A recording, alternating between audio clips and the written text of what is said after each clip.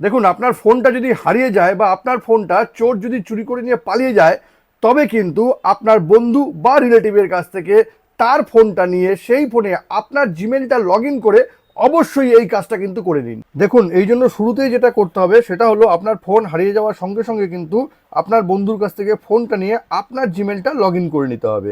এই জিমেলটা log in করে নেওয়ার পর উপরে যে প্রোফাইল আইকনটা আছে এখানে ক্লিক করতে হবে।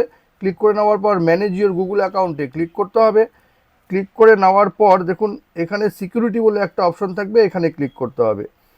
এবার এখানে ক্লিক করে নেওয়ার পর একটু নিচে নেমে এখানে একটা অপশন দেখতে পাবেন, ফাইন্ড এ লস্ট ডিভাইস, আপনাকে এখানে ক্লিক করতে হবে। এবার এখানে ক্লিক করে নেওয়ার পর দেখুন আপনার জিমেলের সঙ্গে যেই মোবাইলগুলো কানেক্টেড আছে সেই সবকটা মোবাইল দেখাবে। যেই মোবাইলটা আপনার হারিয়ে গেছে জাস্ট সেই মোবাইলের উপরে আপনাকে ক্লিক করতে হবে।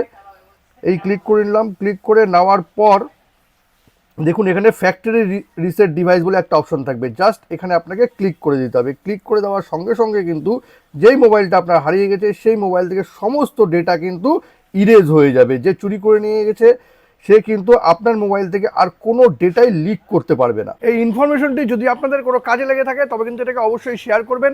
আর এরকম নতুন নতুন ইনফরমেটিভ ভিডিও পেতে প্লিজ সাবস্ক্রাইব আমার চ্যানেল সাবজেক্ট সম্রাটকে।